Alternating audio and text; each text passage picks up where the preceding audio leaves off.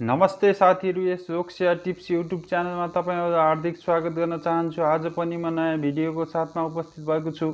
यस भिडियोलाई अन्तिमसम्म हेरी यस च्यानललाई लाइक, शेयर, सब्स्क्राइब र नजिकै रहेको बेल आइकन दबाउन नभुल्नुहोला ताकि नयाँ भिडियो अपलोड गर्न साथ सुरुमै तपाईलाई नोटिफिकेसन प्राप्त हुनेछ। साथै हाम्रो फेसबुक पेज लोकसेवा टिप्सलाई लाइक गर्न नभुल्नुहोला।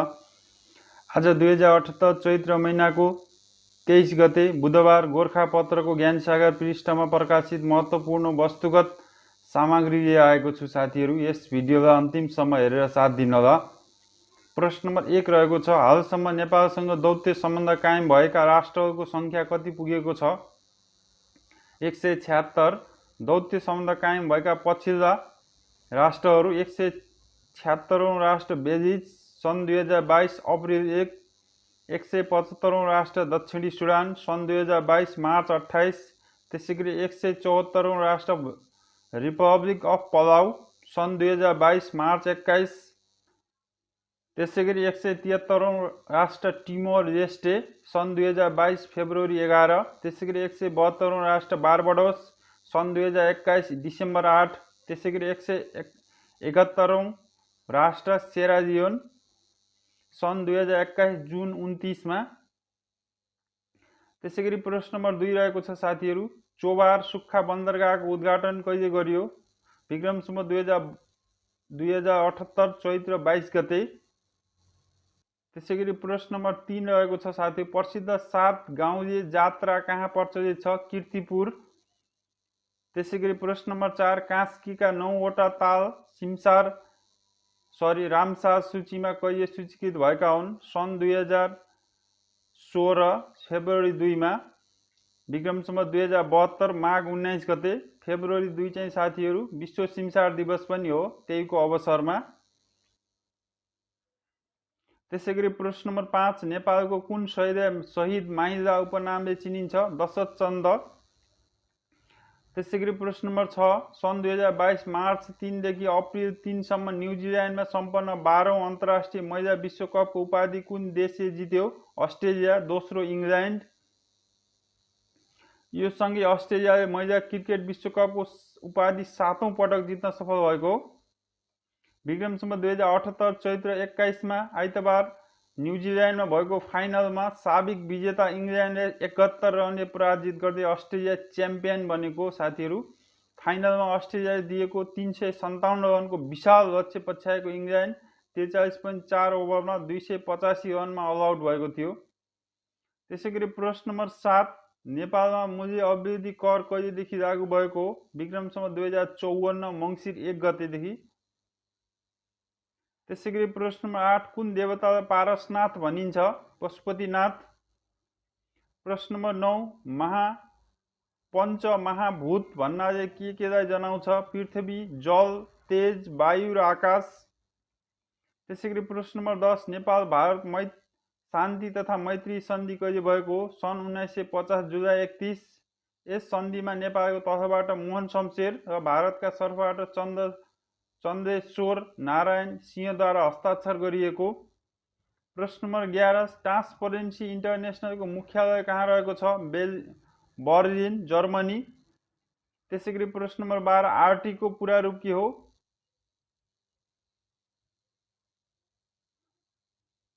मिटोकोन्ड्रियल replacement.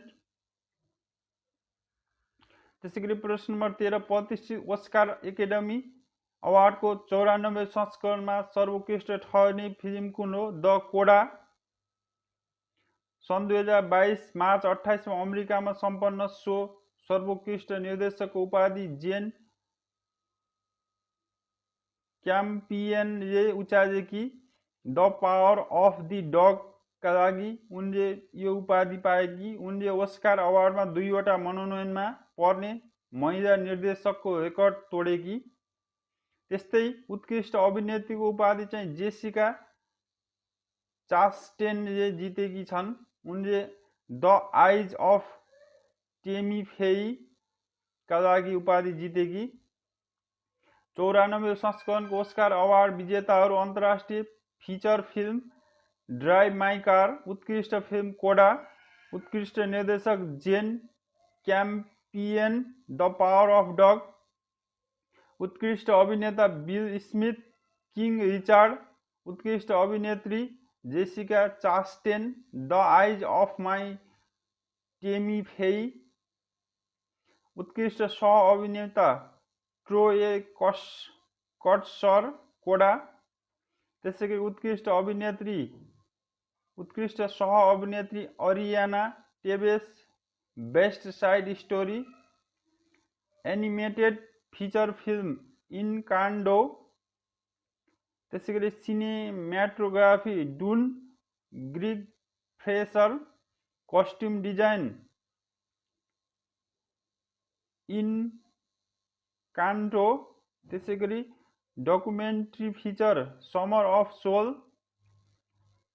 Documentary short subject the queen of basketball, makeup and hair styling the eyes of Tammy Faye, production design Dune, short film animation the windshield wiper, short film live action long goodbye, त्यसैगरी original song no time to die, sound Dune, visual effects Doon, film सम्पादन Dune Joe Walker, original screenplay Belfast Kenneth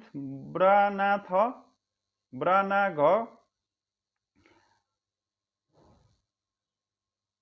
adapted screenplay CODA Sian Heder, त्यसैगरी original score Dune Hans Zimmer, त्यसैगरी प्रश्न number 14 मरुभूमि नभएको एकमात्र अरब राष्ट्र कुन हो? लेबनान। प्रश्न नम्बर 15 कहिले आँखा नचिम्लने जीव माछा हो भने कहिले आँसु नझार्ने जीव कुन हो? चिम्पान्जी। प्रश्न नम्बर 16 हिन्द महासागर र बङ्गालको खाडीमा चल्ने वायुलाई के भनी चिनिन्छ? साइक्लोन। थार तथा गोबी मरुभूमिमा बहने तातो हावा लु भनी चिनिने। त्यसैगरी प्रश्न नम्बर 17 प्रमुख निर्वाचन आयुक्त तथा निर्वाचन आयुक्तको पदमा नियुक्तको लागि आवश्यक पर्ने न्यूनतम शैक्षिक योग्यता कति हो? स्नातक तह। त्यसैगरी प्रश्न नम्बर 18 हरित जलवायु कोषको मुख्यालय कहाँ रहेको छ? दक्षिण कोरिया।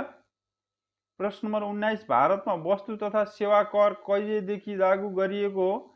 सन् 2017 जुलाई 1। प्रश्न नम्बर 20 सन् 2022 को ग्रामी अवार्ड प्राप्त गर्ने वर्षको उत्कृष्ट एल्बम कुन हो? बीआर। जोन बाटिस्टीको एल्बम बीआरए ग्रामी अवार्डमा वर्षको उत्कृष्ट एल्बम जितेको। अमेरिकाको लस भेगसमा आयोजनामा सोमबार 64औं ग्रामी अवार्ड सम्पन्न भएको। फिल्मको सङ्गीतको उत्कृष्ट मानिने ग्रामी अवार्ड वर्षका उत्कृष्ट गीत सङ्गीत अवार्ड दिएको। ग्रामी अवार्ड विजेताहरू उत्कृष्ट एल्बम बीआर, जोन बाटिस्टी, गीत Leave the Door Open, Silk Sonic, rock गीत फू फाइटर्स, नवकलाकार Olivia Rodrigo, new age album Ricky Kej. त्यसैगरी एकल प्रस्तुति Drivers License Olivia Rodrigo, pop सामूहिक प्रस्तुति किस मी मोर, परम्परागत pop vocal album Love for Sale Tony Bennett र Lady Gaga, pop vocal album Sour Olivia Rodrigo, electronic recording Alive, rap गीत Jail, rap प्रस्तुति Family Ties, निर्माता Jack Antonoff, comedy album Sincerely, music video freedom, नृत्य alive, American album Native Sons, global music album Mother Nature, बाल album award Falguni Shah. त्यसैगरी प्रश्न number 21 चलचित्रका क्षेत्रमा Nobel पुरस्कारको रूपमा मानिने प्रसिद्ध ओस्कार अवार्ड पहिलो पटक कहिले प्रदान गरियो? सन् 1929 मा।